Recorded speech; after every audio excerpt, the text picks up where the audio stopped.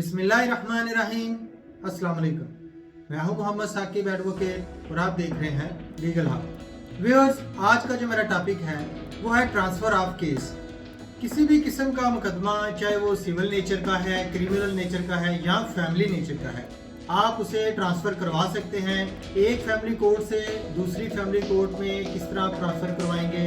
अगर civil nature का आपका कोई केस चल रहा है तो उसकी ट्रांसफ़र किस तरह होगी, या कोई क्रिमिनल मैटर अगर आपका किसी मजिस्ट्रेट साहब के पास पेंडिंग है या सेशन कोर्ट में पेंडिंग है तो उसको कैसे ट्रांसफ़र करवाएंगे।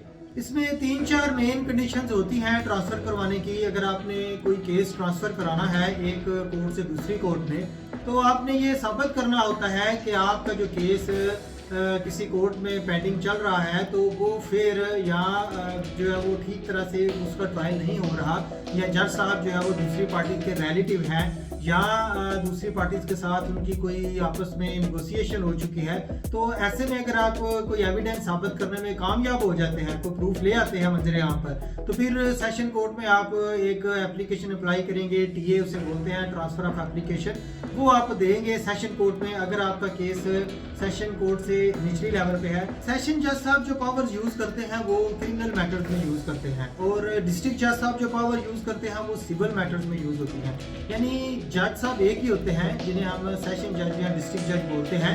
ये हाई कोर्ट की जो है वो वेस्ट करदा पावर्स होती हैं जो डिस्ट्रिक्ट जज साहब इस्तेमाल करते हैं सिविल मैटर्स में, या सेशन जज साहब इस्तेमाल करते हैं क्रिमिनल मैटर्स में। और फैमिली मैटर्स में सेक्शन 25 से फैमिली एक्ट 1964 के तहत जो है वो ये पावर्स भी हाई कोर्ट के पास ही हैं कि वो किसी सूट को या किसी दावे को जो है वो जो पेंडिंग है फैमिली कोर्ट में उसको ट्रांसफ़र करने के इख्तियारात हाई कोर्ट रखती है। लेकिन वो अपनी पावर जो है वो सेशन कोर्ट को या जो है वो डिस्ट्रिक्ट जज साहब को जो है वो वेस्ट कर देती है। यानी अगर क्वेश्चन ऑफ लॉ है या क्वेश्चन ऑफ फैक्ट है, कुछ ऐसा क्वेश्चन है कि जो जज साहब की समझ से बाहर है, या वो ये समझते हैं कि ये उनकी जो है वो जुरिस्डिक्शन में नहीं आता, कोई कंफ्यूजन पैदा हो जाती है किसी मैटर में, तो फिर जो है वो केस या तो जज साहब अपनी जवाबदेही पर जो है उसे ट्रांसफर कर सकते हैं, या फिर पार्टी खुद एप्लीकेशन मूव करती है केस को ट्रांसफर करने की।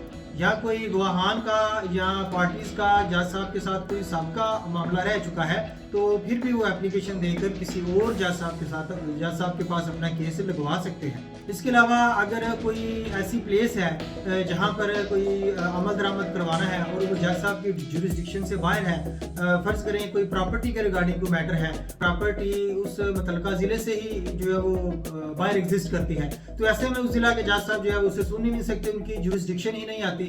तो इस लिहाज से भी जो है वो आप टीए मूव कर सकते हैं। अगर आपने सेशन जज साहब या डिस्ट्रिक्ट जज साहब से केस ट्रांसफर कराना है तो उसके लिए फिर आपको हाई कोर्ट में एप्लीकेशन देना पड़ेगी। और अगर आपने फैमिली कोर्ट में या जो है वो जो लोअर कोर्ट्स हैं, मजिस्ट्रेट साहब के कोर्ट्स हैं, वहाँ से आपने केस ट्रांसफर करवाना है दूसरी कोर्ट में, तो फिर आप सेशन जज साहब को या डिस्ट्रिक्ट जज साहब को जो भी एम्पावर्स हैं उनको आप एप्लीकेशन देंगे।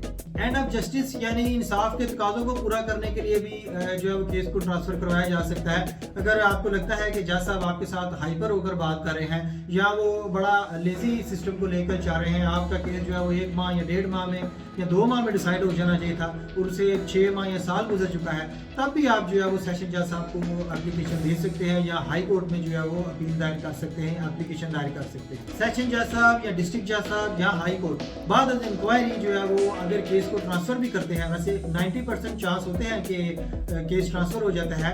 और केस ट्रांसफर करते वक्त ये चीज़ नहीं होगी कि आपका केस जो है वो दोबारा से स्टार्ट होगा। आपकी केस की प्रोसीडिंग वहीं से स्टार्ट होगी जहां से आपने ट्रांसफर ऑफ केस की एप्लीकेशन दी है, उधर से ही आपकी केस की प्रोसीडिंग दूसरे जज साहब के पास अगर केस जाता है तो वहीं से प्रोसीडिंग स्टार्ट होगी। फैमिली मैटर्स में अक्सर औरत जो है उसकी रहाइश फर्ज करें गुजरात में है और उसकी शादी जो है वो लाहौर में हुई है, तो अगर अलहदगी हो जाती है, वो वापस गुजरात में आ जाती है, तो वो खुले के लिए या अपने खर्चा के लिए या बच्चों के खर्चा के लिए गुजरात में केस दायर कर सकती है। और अगर वो गुजरात से भी मूव कर जाती है, कहीं और जगह पर चली जाती है, उसकी कोई मजबूरी बन जाती है, वो गुजरात से मूव करके रावलपिंडी चली जाती है या गुजरावाला चली जाती है, तो भी वो वहाँ पर अपना केस ट्रांसफ़र करवा सकती है। क्योंकि कानून यही कहता है कि जहाँ पर फीमेल या खतून की रेजिडेंस है जहाँ पर वो एग्जिस्ट कर रही है सेम टाइम में, वहीं पर उसका केस चलेगा। क्योंकि मर्द हजरात के लिए ट्रैवल करना निस्बतन औरत के आसान होता है, इसलिए फीमेल को ये सहूलत दी गई है कि उसका केस वहीं पर चलेगा जहाँ पर उसकी रिहाइश है, जहाँ पर वो एग्जिस्ट कर रही है। अगर एक ही जिला में केस को ट्रांसफर करना है तो फिर सेशन जज साहब के पास ये पावर मौजूद है कि वो अपने ही जिला में अगर केस ट्रांसफर करना चाहते हैं, या फैमिली मैटर है या सिविल मैटर है या कोई क्रिमिनल मैटर है, तो वो ट्रांसफर कर सकते हैं किसी भी कोर्ट को। अगर एक जिला से बाहर मामला चला जाता है तो फिर ये हाई कोर्ट में एप्लीकेशन दी जाएगी, क्योंकि हाई कोर्ट के पास फिर इख्तियारात आ जाएंगे, क्योंकि हाई कोर्ट फिर पूरे सूबे को गवर्न करती है, वो फिर पूरे सूबे में कहीं पर भी केस को ट्रांसफर कर सकती है। और अगर सूबे से भी बाहर मामला चले जाते हैं तो फिर जो है वो सुप्रीम कोर्ट में आप जाएंगे। सुप्रीम कोर्ट के पास फिर पूरी अथॉरिटी है कि वो पूरे पाकिस्तान में कहीं भी केस को ट्रांसफर कर सकती है। ये डिपेंड करता है नेचर ऑफ द केस, या पार्टीज जो है वो कहाँ पर एग्जिस्ट करती हैं और केस की जो है नोयत क्या है। फैमिली मैटर्स में family act 1964 section 25A transfer of case की बात करता है। क्रिमिनल मैटर्स में 526 CRPC और 528 CRPC ट्रांसफर ऑफ केस की बात करता है। और ये हाई कोर्ट सो मोटो एक्शन भी ले सकती है, आप एप्लीकेशन के जरिए भी ट्रांसफर केस करवा सकते हैं। इसके अलावा जब कोई फैसला हो जाता है तो अगर आपने डिग्री की एग्जीक्यूशन करवानी है, उस फैसले की एग्जीक्यूशन करवानी है, वो अगर किसी दूसरे जिला में या दूसरे सूबा में है तो उस पर मैंने एक वीडियो बना रखी है ट्रांसफर ऑफ डिग्री की, वो आप मेरी वीडियो देख सकते हैं। उम्मीद है कि आज की इन्फॉर्मेटिव वीडियो आपको पसंद आई होगी। मजीद इन्फॉर्मेटिव वीडियोस के लिए मेरे चैनल को लाइक कीजिएगा, सब्सक्राइब कीजिएगा, दुआओं में याद रखिएगा। अल्लाह।